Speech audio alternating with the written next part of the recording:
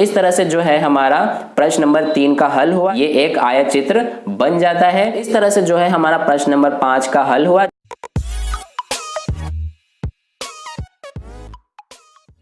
Hello दोस्तों, स्वागत है आपका इस वीडियो में। और आज के इस वीडियो में हम करेंगे कक्षा 8 का प्रश्नावली 5.1 के प्रश्न 3, 4 और 5 को। दोस्तों, इससे पहले मैंने प्रश्न 1 और 2 को हल करा दिया है। अगर आपने वो वीडियो नहीं देखा है तो इस वीडियो के लास्ट में एंड स्क्रीन में आपको वो वीडियो दिख जाएगी, वहां क्लिक करके आप देख सकते हैं। तो चलिए हम स्टार्ट करते हैं। देखिए प्रश्न नंबर 3 क्या है हमारा, कि किसी फैक्ट्री के 30 श्रमिकों की साप्ताहिक मजदूरी रुपयों में निम्नलिखित है। ये हमें 30 श्रमिकों की साप्ताहिक मजदूरी दी गई है। किसी के 830, किसी के 835, 890, इस तरह से हमें ये दिए गए हैं। अब हमें करना क्या है कि मिलान चिन्हों का प्रयोग करते हुए अंतरालों 800 से 810, 810 से 820 इत्यादि वाली एक बारंबारता सारणी बनाइए। तो इसमें हमें एक बारंबारता सारणी बनानी है। तो चलिए हम बनाते हैं। देखिए इसमें हमें 30 श्रमिकों की साप्ताहिक मजदूरी दी गई है। तो पहला कॉलम हमारा किस चीज का बनेगा, जैसा कि आपको पता है वर्ग अंतराल का।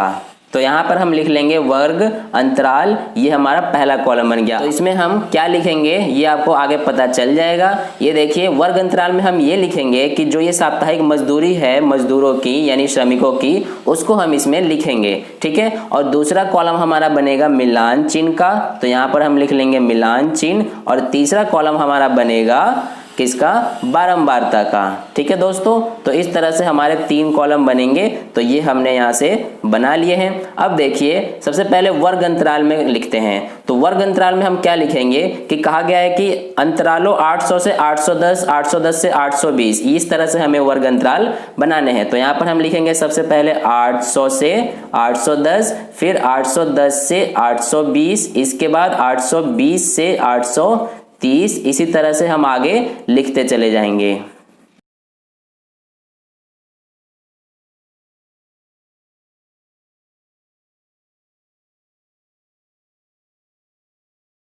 और यहाँ पे 890 से हमारा हो जाएगा 900।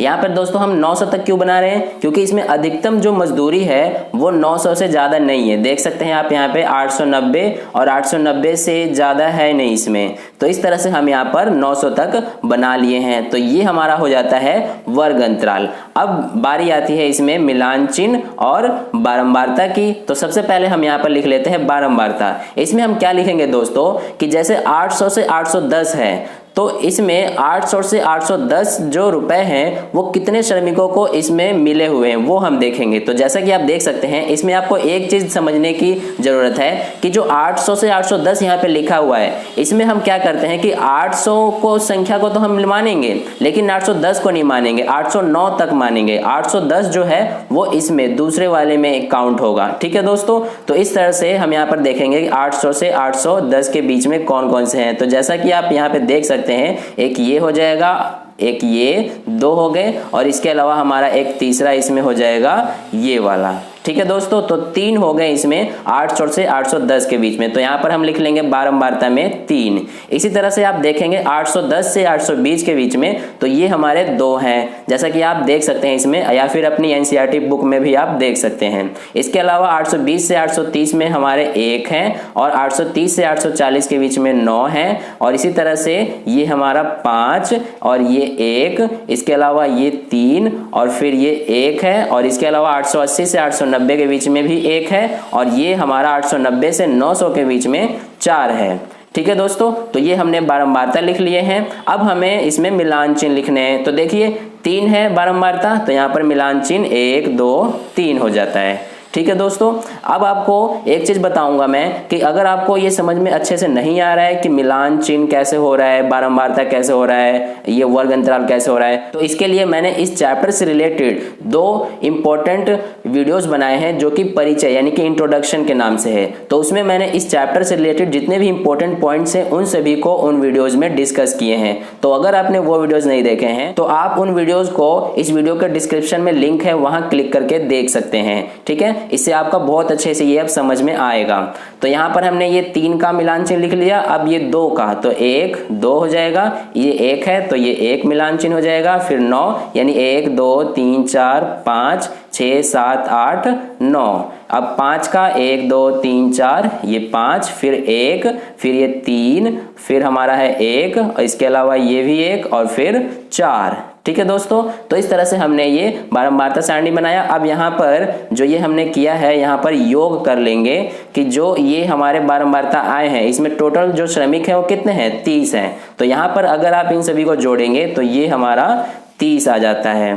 ठीक है दोस्तों, तो इस तरह से जो है हमारा प्रश्न नंबर 3 का हल हुआ, जिसमें हमने ये बारंबारता सारणी बनाया है। इसको आप चाहें तो अपनी नोटबुक में इसी तरह से नोट कर सकते हैं। अब चलिए हम प्रश्न नंबर 4 का हल करते हैं। तो दोस्तों प्रश्न संख्या 4 में हमसे पूछा गया है कि प्रश्न 3 में दिए आंकड़ों से प्राप्त सारणी के लिए एक आयतचित्र बनाइए और निम्नलिखित प्रश्नों के उत्तर दीजिए। तो दोस्तों इसमें हमें क्या करना है कि जो हमने प्रश्न 3 में जो सारणी बनाया था, यानी कि जैसा कि आप देख सकते हैं ये जो हमने सारणी बनाया था इसी का उपयोग करते हुए हमें एक आयतचित्र बनाना है। ठीक है, और फिर उसमें ये 3 जो प्रश्न पूछे गए हैं उसको देखकर हमें इसके आंसर बताने हैं। तो चलिए सबसे पहले हम इसमें ये आयतचित्र बना लेते हैं। तो देखिए हम आयतचित्र किस तरह से बनाएंगे, उसके लिए हमें एक ग्राफ की जरूरत पड़ेगी। तो यहाँ पर हमने ये ग्राफ बना लिए हैं, जैसा कि आप देख सकते हैं। इसमें मैंने ये लाइन पहले से ही खींच लिया है ताकि इसको खींचने में ज़्यादा टाइम ना लगे और इसलिए वीडियो ज़्यादा लंबा ना हो।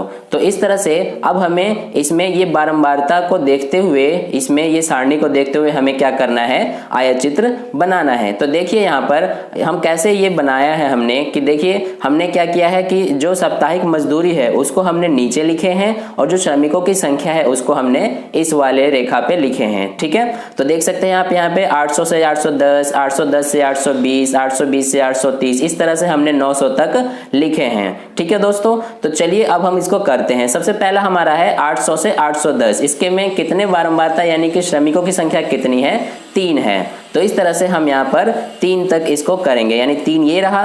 तो यहाँ से अब हम स्केल की सहायता से इसको 3 तक लाइन को यहाँ पर खींचेंगे, रेखा को। ये हमने यहाँ से खींचा और फिर ये यहाँ से हम यहाँ पे 3 तक खींच लेंगे और फिर यहाँ से हम इसको इस तरह से मिला देंगे। ये हमारा हो जाता है 800 से 810 के बीच में 3 श्रमिकों की। ठीक है, अब दूसरा है 810 से 820 के बीच में, यहाँ पर कितने हैं श्रमिकों की संख्या, 2। तो यहाँ पे अब हम ये देख सकते हैं आप 2 ये रहा, तो यहाँ से अब हम 2 तक खींचेंगे। तो ये जो है यहाँ पर आएगा, ये हम इस तरह से इसको खींच लेंगे। दोस्तों आयतचित्र में क्या होता है कि जो दंड होते हैं वो सभी अलग अलग नहीं होते हैं। जैसा कि दंडालेख में होता है कि अलग अलग होते हैं, गैप होता है, लेकिन आयतचित्र में गैप नहीं होता है। हम इन सबको एक साथ लिखते हैं। तो ये हो गया हमारा 2। इसके बाद नेक्स्ट है हमारा 820 से 830 के बीच में, जिसमें कितने श्रमिकों की संख्या है, 1।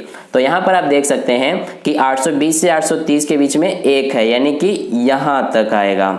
ठीक है दोस्तों, तो ये हमने यहाँ पर 820 से 830 के बीच में बनाया। अब अगला है 830 से 840 के बीच में, कितने श्रमिकों की संख्या है, 9। तो यहाँ पर अब हम क्या करेंगे कि देख सकते हैं आप यहाँ पे कि 9 हमारा ये रहा, यानी कि यहाँ तक आएगा। ठीक है दोस्तों, तो यहाँ पर अब हम स्केल की सहायता से 9 तक रेखा को खींचेंगे।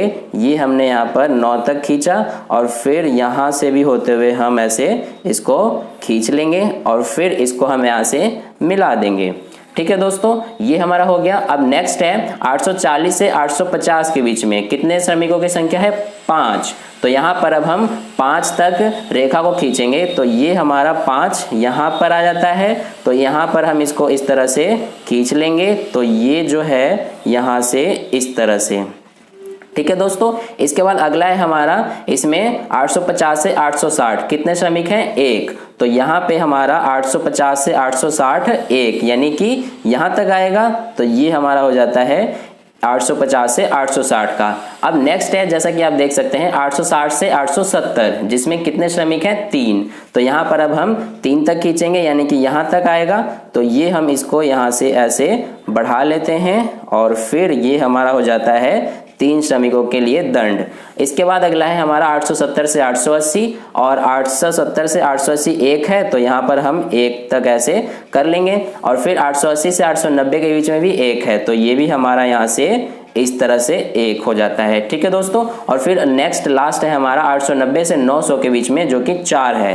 तो यहाँ पर अब हम 4 तक करेंगे, 4 हमारा यहाँ पर आ जाएगा। ठीक है दोस्तों, तो इस तरह से हम इसको यहाँ से इस तरह से बढ़ाएंगे और फिर यहाँ पे इस तरह से, और इनको ऐसे मिला देंगे।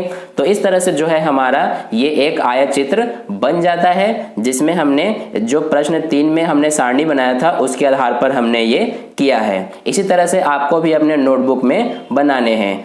अब हमें इसमें जो प्रश्न पूछे गए हैं उसको हम आंसर बताते हैं। तो देखिए इसमें हमें प्रश्न क्या पूछा गया है कि किस समूह में श्रमिकों की संख्या सबसे अधिक है। तो दोस्तों जैसा कि आप आयत चित्र में देख सकते हैं कि सबसे लंबा ये वाला दंड है, तो इसमें कितने श्रमिक हैं, 9 हैं। और ये कौन सा समूह है, 830 से 840। और हमसे यही पूछा गया है कि किस समूह में श्रमिकों की संख्या सबसे अधिक है। तो यहाँ पर हम क्या लिखेंगे कि 830 से 840 वाले समूह में। तो यहाँ पर हम लिखेंगे इसका आंसर पहले का कि 830 से 840।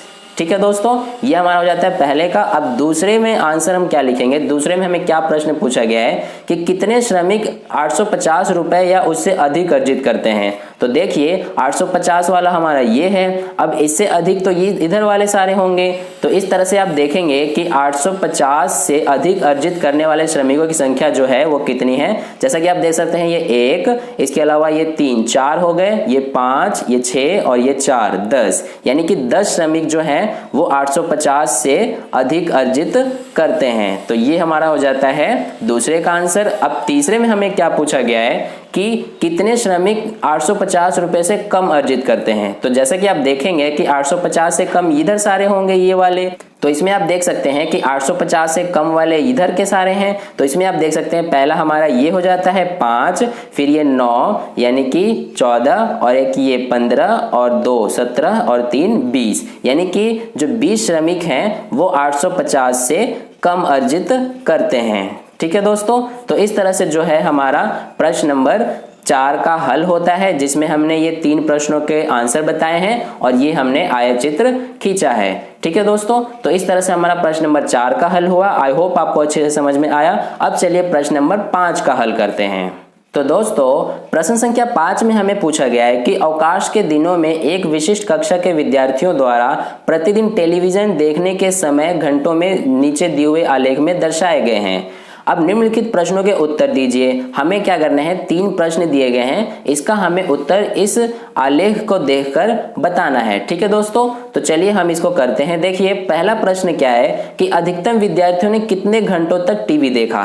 तो जैसा कि आप देख सकते हैं कि यहाँ पर सबसे लंबा कौन सा दंड है, ये वाला, यानी कि 32 विद्यार्थियों ने कितने घंटों तक टीवी देखा, 4 से 5 घंटों तक। ठीक है दोस्तों, तो इसमें हमारा पहले का आंसर क्या हो जाएगा इसमें कि हमारा 4 से 5 घंटों तक जो है अधिकतम विद्यार्थियों ने टीवी देखा। ठीक है दोस्तों, इसी तरह से दूसरा प्रश्न हमें पूछा गया है कि 4 घंटों से कम समय तक कितने विद्यार्थियों ने टीवी देखा। तो जैसे कि आप देख सकते हैं कि 4 घंटा ये रहा, इससे कम इधर के होंगे सारे। तो देख सकते हैं आप कि 22 और 8 30 और 4 34, यानी कि 34 विद्यार्थी जो हैं उन्होंने क्या किया कि 4 घंटों से कम समय तक टीवी को देखा। ठीक है दोस्तों, तो इस तरह से ये हमारा हो जाता है 34 विद्यार्थियों ने। अब इसी तरह से हमारा तीसरा प्रश्न में पूछा गया है कि कितने विद्यार्थियों ने टीवी देखने में 5 घंटे से अधिक का समय व्यतीत किया। तो जैसा कि आप देख सकते हैं 5 घंटा ये रहा हमारा, और इससे अधिक इधर के होंगे सारे। तो देख सकते हैं आप 8 और 6 14 विद्यार्थियों जो हैं उन्होंने 5 घंटों से अधिक समय तक टीवी देखा। तो यहाँ पर हम लिख देंगे 14 विद्यार्थियों ने। ठीक है दोस्तों, तो इस तरह से जो है हमारा प्रश्न नंबर 5 का हल हुआ, जिसमें हमने 3 प्रश्नों के आंसर बताए इस आलेख को देखकर। इसी के साथ हमारा प्रश्न नंबर 3, 4 और 5 का हल कंप्लीट होता है। आई होप आपको तीनों प्रश्नों के हल अच्छे से समझ में आए हैं। अगर समझ में आया है तो वीडियो को लाइक कर देना, क्योंकि आपका किया गया लाइक मुझे आगे की और वीडियोज बनाने के लिए मोटिवेट करता है। और अगर आप पहली बार वीडियो को देख रहे हैं तो चैनल को सब्सक्राइब करके नोटिफिकेशन बेल आइकन प्रेस कर लीजिए, ताकि अगली वीडियो जैसे ही मैं अपलोड करूं उसका नोटिफिकेशन सबसे पहले आपको मिल जाए। और अगर आपको कहीं पे भी कोई डाउट है तो आप नीचे कमेंट में मुझसे पूछ सकते हैं, मैं आपको रिप्लाई करूंगा और समझाने की पूरी कोशिश करूंगा। और अपने दोस्तों के साथ इस वीडियो को ज़्यादा शेयर करना, ताकि उन्हें भी इससे हेल्प मिले। तो मिलते हैं नेक्स्ट वीडियो में नए प्रश्नावली के साथ, नए प्रश्नों के साथ। तब तक के लिए अपना ध्यान रखिए, खूब पढ़िए। धन्यवाद।